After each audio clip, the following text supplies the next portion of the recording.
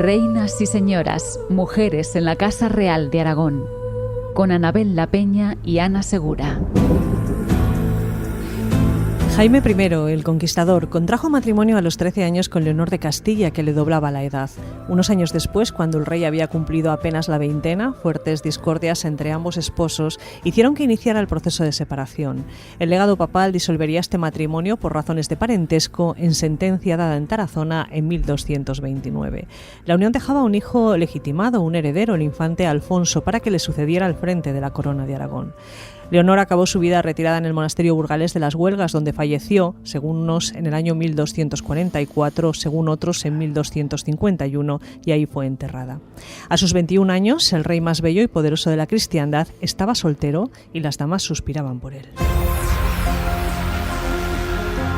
De inmediato se pactó una nueva boda. La novia Violante era hija del rey de Hungría, nieta del emperador del Imperio Latino de Constantinopla, y en su familia se contaban varios santos. Estuvieron casados a lo largo de 12 años y juntos tuvieron 9 hijos. Con tan solo 35 y la salud seriamente debilitada, la reina se retiró al monasterio de Santa María de Salas en Huesca, donde murió un 12 de octubre de 1251. Tenía 36 años. El rey, con 33, volvía a estar soltero.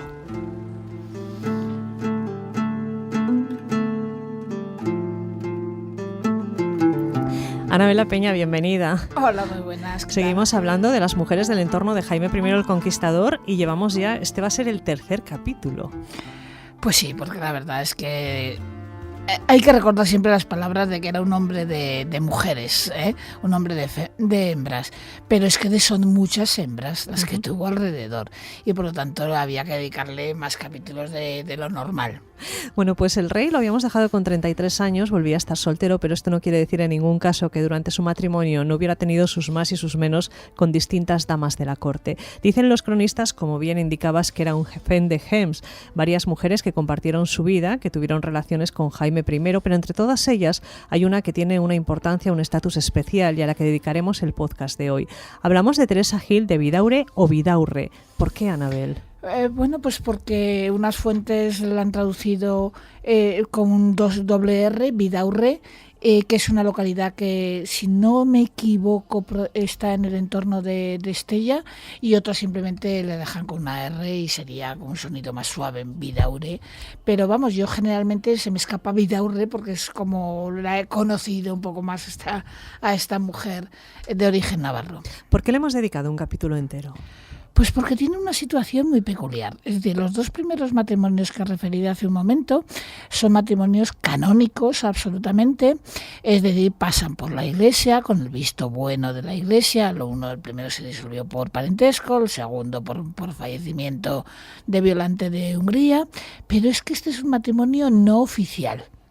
Para mí sí que fue un matrimonio, pero no fue público, no fue con lo que se situó, con lo que se esperaba para una mujer de un monarca, y por lo tanto para unos ha sido un matrimonio, para otros no, pero dado el contexto canónico que hay, que envuelve a esta mujer, la Iglesia acabó dictaminando que sí había sido matrimonio. Bueno, pues esa es la historia que vamos a contarles, y atención porque aquí hay incluso piratas, no se lo pierdan. Anabel, ¿quién era ella?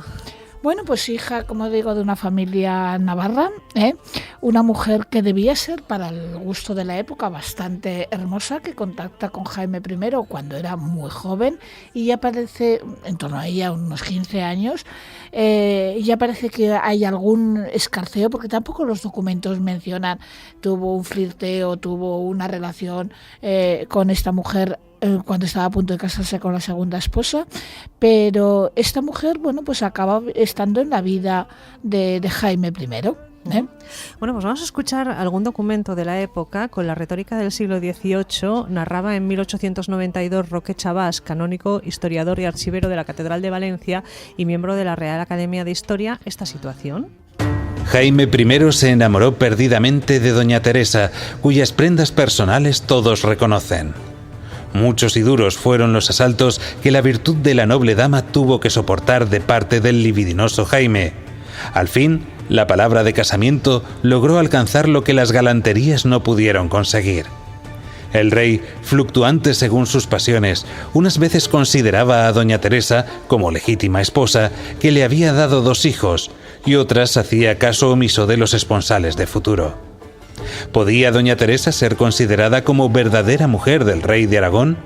La disciplina eclesiástica de este tiempo disponía que los esponsales de futuro, seguidos de cópula carnal, obligaban al matrimonio e impedían y dirimían el que posteriormente se contrajera con otra persona. Bueno, como explicamos siempre, las crónicas depende de quién las escriba y con qué intenciones, así que vamos a escuchar otra versión distinta, que es la que nos ofrece Jerónimo Zurita. En este tiempo el rey gobernaba gran parte de sus negocios por el consejo de una dueña muy principal que se decía doña Teresa Gil de Vidaure, con la cual vivió mucho tiempo como con su mujer legítima, y así se declaró después por sentencia que lo fue.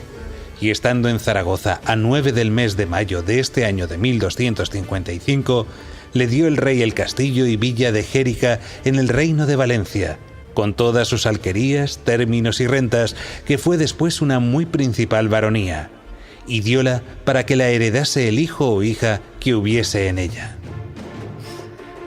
Bueno, hay que precisar varias cosas. Primero, que el texto inicial que se ha aportado, el de Roque Chavás, es un canónigo, es perteneciente a la Iglesia.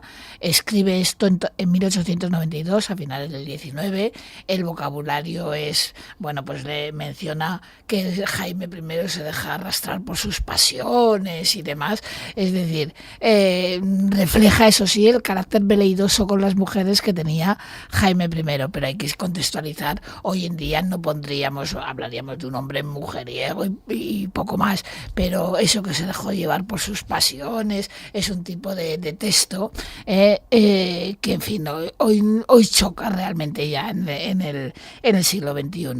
También Zurita, que se ha aportado ese fragmento de sus anales, hay que tener en cuenta que sí que es mucho más objetivo a la hora de narrar esto, pero también utiliza palabras como despectivas para ella. Lo que sí que es cierto son los datos que recoge, que a ella se le donó una importante villa, el castillo de Xérica, en las tierras en la provincia actual de Castellón. Xérica lo había prometido Jaime I al concejo de Teruel, y después empieza a mermar en algunas ocasiones, tanto hijo que tiene por ahí, empieza a mermar bastante el patrimonio real, es decir, si va haciendo concesiones a amante 1, amante 2, así hasta 9 amantes, aparte de 3 mujeres que consideramos legítimas, pues lógicamente eso originará problemas importantes a partir de entonces. Xérica fue una baronía realmente importante, Estando en Zaragoza el día 9 de mayo de 1255, el rey dio el castillo y villa de Xérica y todo su territorio a doña Teresa Gil de Vidaure y al hijo del que ella naciera, con la cual vivió muchos años en contubernio y, según se dice, cuando el rey quedó viudo, se casó con ella. A mí, en todo esto, Anabel, hay una cosa que me llama mucho la atención, y es que un rey que, como comentábamos la semana pasada, elige a Violante de Hungría por su rango, pueda prometer matrimonio a una dama que no provenía de una familia de reyes. Si te parece, vamos a recordar cómo cuenta en su crónica Jaime que prefirió casarse con la hija de un rey y nieta de un emperador de Bizancio que con cualquier otra candidata. Nos estamos sin mujer, y por medio del Papa se nos ha propuesto que nos casáramos con la hija del rey de Hungría o con la del duque de Austria. Mas ya que nuestra primera esposa fue hija de uno de los mayores reyes del mundo, preferiremos a la hija del rey de Hungría por más que se nos ofrezca que la otra nos llevará en dote mayor caudal, pues si cuando valíamos menos merecimos casarnos con la hija del rey de Castilla, don Alfonso VIII, justo es que sea también hija de rey la esposa que tomemos ahora, cuando valemos más. Luego que hayamos celebrado nuestro matrimonio, nos iremos a Burriana. Este testimonio de Jaime I me lleva a pensar que si él se tenía en tan alta estima a sí mismo, algo tuvo que haber de verdad, de afecto, de amor, de atracción con Teresa para tener esta relación tan larga. Así en principio sí, que yo creo que se enamoró de ella como mujer, quizá por su aspecto físico que le atraía, pero no por el rango. Y los matrimonios de todas las casas reales europeas llevan muchos elementos por detrás, es decir, significan pactos, la familia paterna de la nueva esposa, la materna, las alianzas. Entonces se ven siempre como un juego en un tablero de ajedrez que se mueven alianzas. Teresa Gil de Vidaurre no aportaba eso, y quizá por eso no se oficializó, por decirlo de alguna manera, su relación. Que hubo palabra de matrimonio es muy posible, todo para que ella sucumba y acabe en su cama, es un acoso y derribo totalmente, pero nunca tuvo Teresa Gil de Vidaurre el reconocimiento de una Leonor de Castilla o de una Violante de Hungría.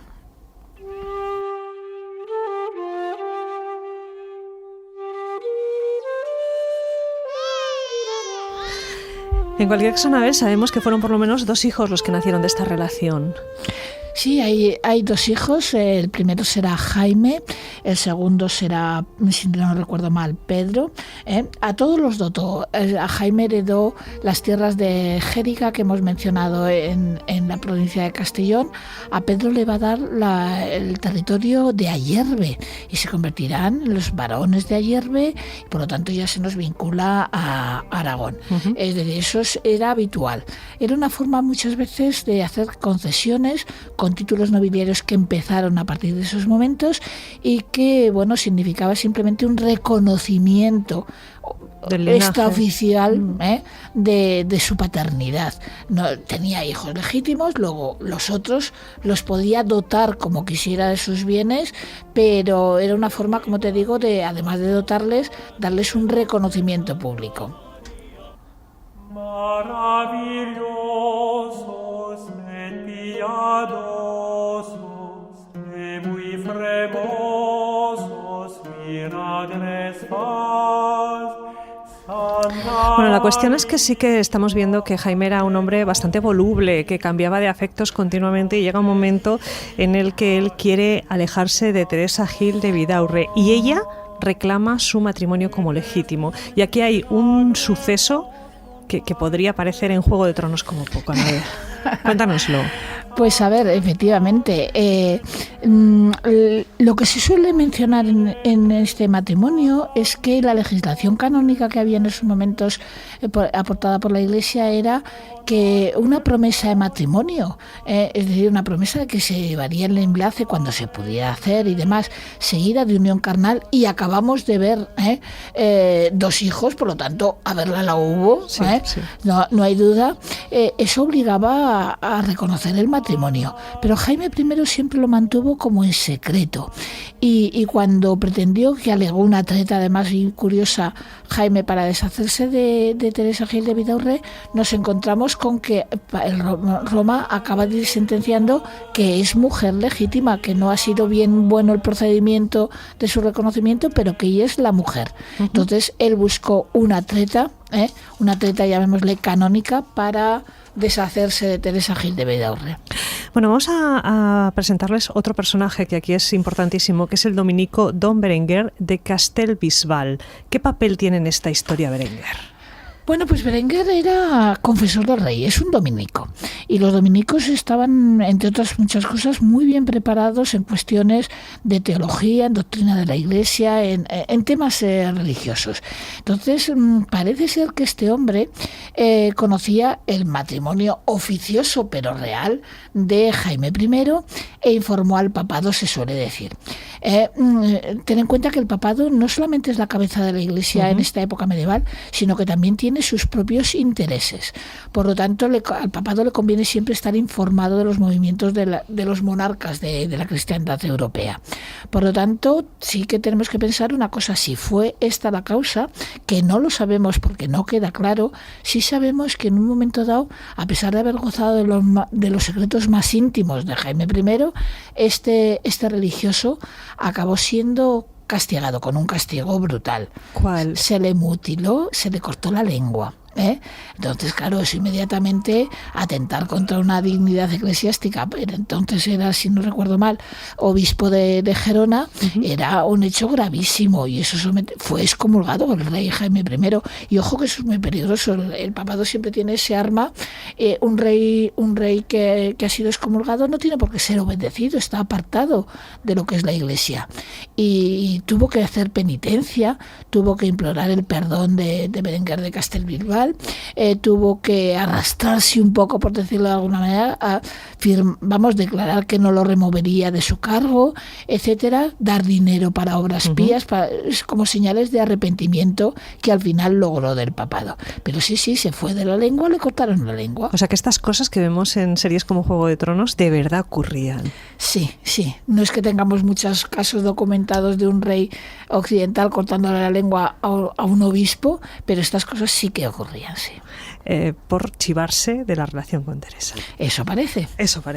Bueno, pues menudos eran los papas entonces como para llevarles la contraria, porque ya les hemos contado en capítulos anteriores hasta qué punto una indicación o una sugerencia o una orden del papa podía cambiar el curso de la historia. Jaime fue excomulgado por este enfado monumental del papa al haber cortado la lengua a Berenguer de Castelbisbal. Se arrepiente, le pide perdón y la absolución al papa Inocencio y se la da.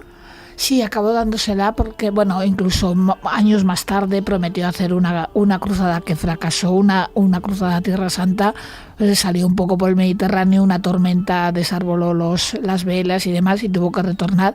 Pero sí, siempre tuvo unas relaciones peculiares Jaime I con respecto a lo que es la Iglesia. Además, el Papa Inocencio IV tardó a darle un poco su absolución, por llamarlo de alguna manera.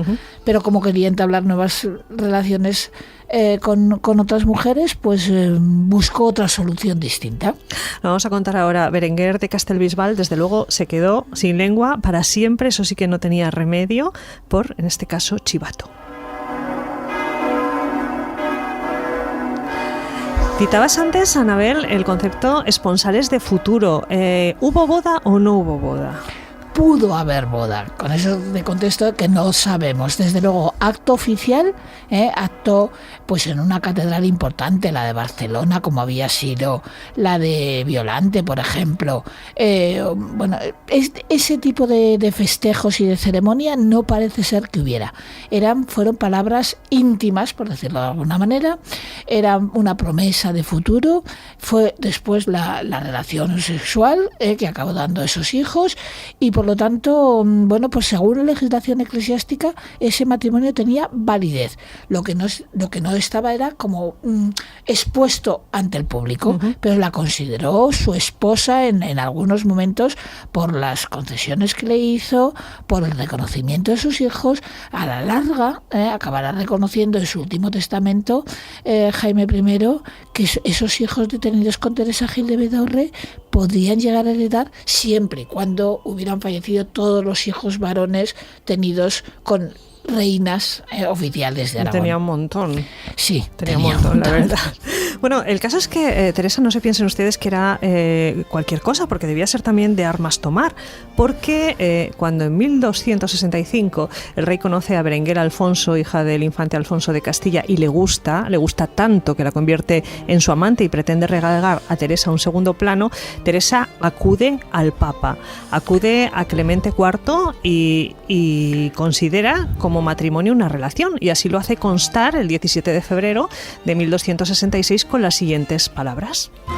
Aunque no haya sido un verdadero matrimonio, así no obstante se inició para hacerse verdadero y consumado por la unión carnal. Y aquí pasa una cosa que hemos visto también en las series, que es que el rey está dispuesto a usar cualquier treta para quitarse de encima a Teresa, y la acusa de tener lepra.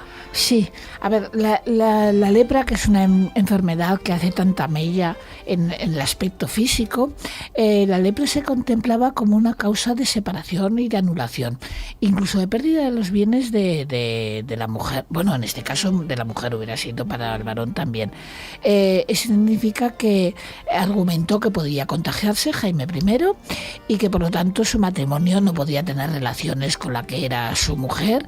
Decía, Jaime está buscando tretas tan importantes como la de acusarle a ella, que no está probado si llegó a tener lepra o no, significa que para mí que sí que había habido ese vínculo matrimonial, que también reconocía el papado. Pero buscó tretas, ahora se había enamorado de Berenguela Alfonso y buscaba deshacerse, y Teresa Gil de Vidaurre estaba viva en aquellos momentos, por lo tanto... Bueno, lo que no sabemos es si Teresa tenía o no lepra. Lo que sí sabemos es que el Papa estaba ya harto de tantas idas y venidas y su respuesta fue más que contundente. Nos admiramos de que tengas la osadía de hacernos tal súplica contraria a Dios, abominable a los ángeles, monstruosa al juicio de los hombres. Pues no debiste creer que quisiéramos disolver un matrimonio verdadero y ser partícipes de las uniones ilícitas. Sabemos por ti mismo que habiéndote casado por palabra de futuro con una noble mujer llamada Teresa, según lo manifiesta tu carta, aun cuando en su principio no hubiera sido verdadero matrimonio, trocóse en verdadero y consumado por cópula carnal subsiguiente. ¿Cómo pues podrá separar el vicario de Dios a quien Dios unió? Lejos de nosotros tal crimen. Bueno, escuchamos al Papa francamente enfadado. En cualquier caso, la relación con Teresa duró 10 años y las fuentes históricas nos la muestran como una mujer de gran personalidad. Lo estamos viendo, recurre ya solo al Papa, gran administradora y buena organizadora. Hubo un tiempo en la que el rey la consideró como su mujer y formaba parte del entorno íntimo del monarca, como lo demuestran, Anabel, varios documentos. Sí, hay donaciones y donaciones importantes. Fíjate que una serie de años después de la conquista de Valencia, le va a regalar unas posesiones que habían pertenecido al rey Teifal valenciano. Es la zaidía, que se llama, que era una especie de finca. Pensemos en la Aljafería, una especie de finca de recreo a las afueras de la ciudad de Valencia. Por lo tanto, le está reconociendo concesiones importantes. Ya hemos mencionado la de Gérica, ahora mencionamos esa zaidía que fue una finca realmente notable, ¿eh? Y bueno, pues como te digo, la relación con los hijos también demuestran que hubo ahí algo. Damos y concedemos a vos, Jaime, hijo predilecto nuestro, y de doña Teresa Gil. Como decía Sara, Anabel, en el último testamento otorgado en Montpellier también consideró a los hijos tenidos con Teresa, Jaime y Pedro, como legitimados y les concede propiedades. Sí, les concede propiedades, incluso no desecha la idea, siempre y cuando su descendencia legítima, sobre todo con la que había tenido, porque para cuando con Violante de Hungría, porque su primogénito, lo ha tenido con Leonor de Castilla, ya había fallecido antes que su padre, considera esa posibilidad de poder heredar.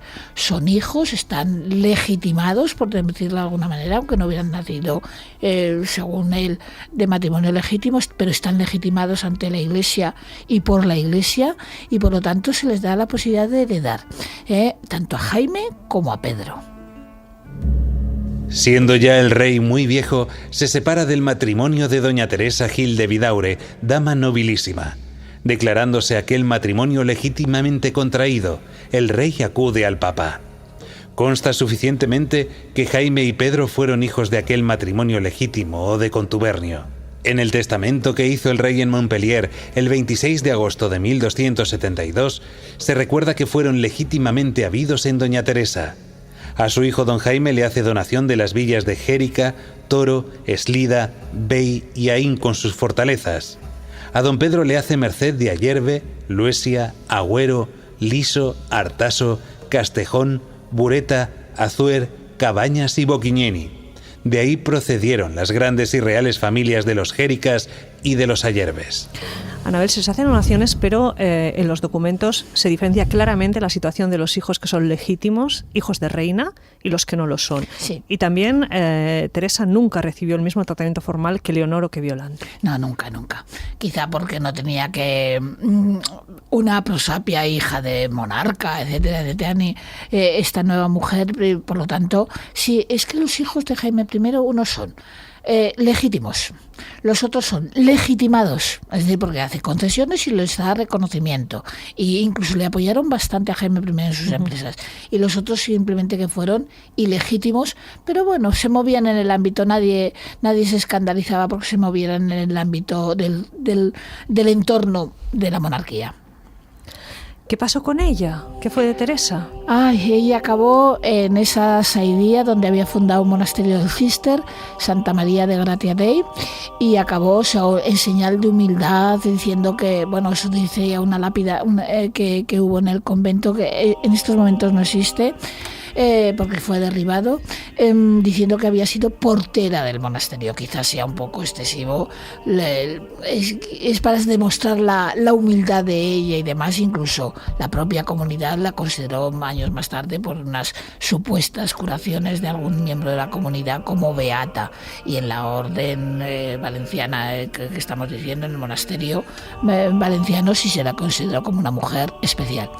Lo que no tenemos datos es un famoso supuesto viaje cuando reclamaba. Vamos a escuchar primero cómo dice esta lápida y enseguida contamos esta historia de piratas y aventuras. La venerable señora reina doña Teresa Gil de Vidaure, fundadora de este real monasterio, para señoras nobles que quisieran ser religiosas cistercienses, cuyo monasterio consagró a María Santísima de Gracia, y en él jamás quiso ser abadesa, pero admitió gustosa el empleo de portera, en que murió a 15 de julio de 1285. Bueno, pues este sepulcro también tuvo sus vicisitudes porque la guerra de independencia del monasterio se abandona, luego vuelven.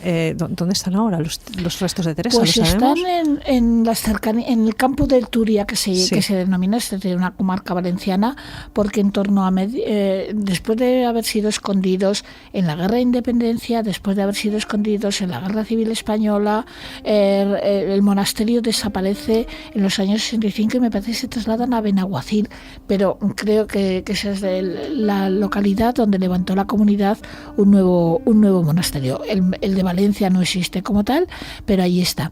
Y es que las sucesivas inspecciones que se hicieron del sepulcro apareció incorrupta. Y bueno, pues eso le daba un halo de santidad y demás, y lo trasladaron allí. Bueno, pues vamos a pedirle a Javier Romualda, nuestro técnico, que nos lleve al mar, porque, por si esto fuera poco, esta mujer que fue compañera de vida de Jaime el Conquistador, que recurrió al Papa cuando él quiso quitársela de en medio, que fue acusada de tener lepra, para poder conseguir esta nulidad de un matrimonio que no sabemos si se celebró. Hay una historia, Anabel, que nos la relaciona nada menos que con San Pedro Nolasco y una aventura con piratas, por si fuera poco. Cuéntanos. Pues sí.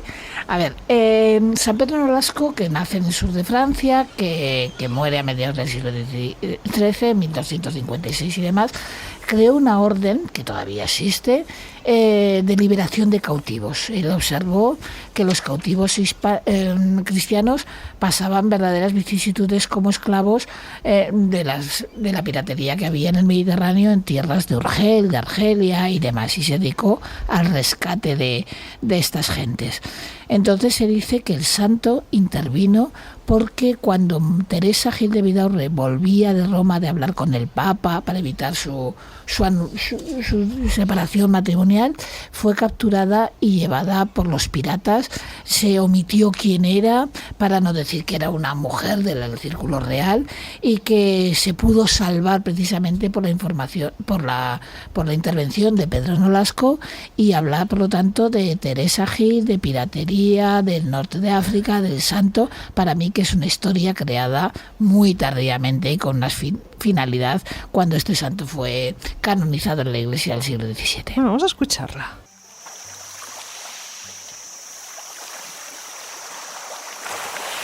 Llegó a la playa de Argel un pirata de la ciudad que, saliendo a corso, volvió con un navío apresado en la costa de Génova. Salió también el santo redentor, San Pedro Nolasco, a la playa y vio 2 personas, entre el número de más de 100 prisioneros. Eran estos sujetos que conoció San Pedro Nolasco, doña Teresa de Vidaurre y un hermano suyo que la acompañaba. Doña Teresa era una principalísima señora. Sobre las prendas heredadas de su nobleza, le dotó naturaleza de grande hermosura y bizarría.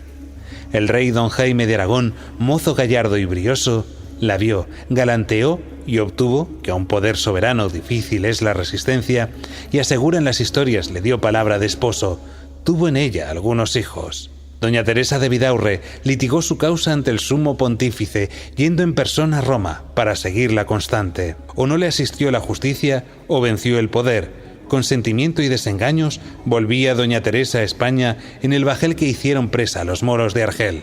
Trató el santo Redentor con gran prudencia de su rescate, hablando al patrón del navío y dueño de la presa. Con sagacidad concertó a algunos cautivos que traía, y entre ellos a doña Teresa de Vidaurre y su hermano.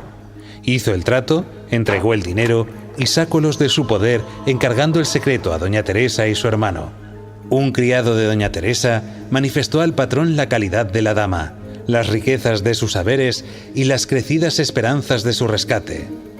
Enfureció el patrón contra el Redentor, que cauteloso había hecho el rescate de la mayor señora de España por el precio común de una vil esclava. El santo alegaba el concierto y la paga sin intervenir engaño, y el rey de Argel mandó hacer depósito de la esclava hasta la averiguación de su calidad, sacándola del poder de Nolasco. La entregaron a un moro poderoso y, llevado de la ley natural, la trató como a señora con decencia. Bueno, pues este texto que resume la historia, lo que es real y lo que pudo ser con esta aventura de piratas, termina diciendo que finalmente Teresa pudo salir de Argel y regresar a España, donde acabó recluida en el convento que ella había fundado. Teresa Gel de Vidaurre fue una de las relaciones más largas que tuvo el conquistador, fuera o no de sus matrimonios, pero no fue en ningún caso la única. En nuestro siguiente podcast hablaremos de todas aquellas damas cuyo nombre la historia ha preservado y relacionado con Jaime I, y les recomendamos que cojan papel y boli, porque hacer la lista de mujeres y de hijos tenidos fuera del matrimonio es complicado, Anabel. Es muy complicado. Entre 3 mujeres legítimas, como unas 9 amantes, unos 16 hijos, es decir, realmente peculiar. Lo haremos la semana que viene. Les recuerdo que este podcast hemos podido hacerlo gracias a la investigación histórica de Anabel La Peña, al trabajo en producción de audio de Vicente Bordonaba y Carlos Oyarzábal, a realización técnica en directo de Javier Romualdo y a la voz maravillosa de Rafa Moyano en los textos históricos. En el próximo podcast hablamos de esas otras mujeres que fueron amantes de Jaime el Conquistador.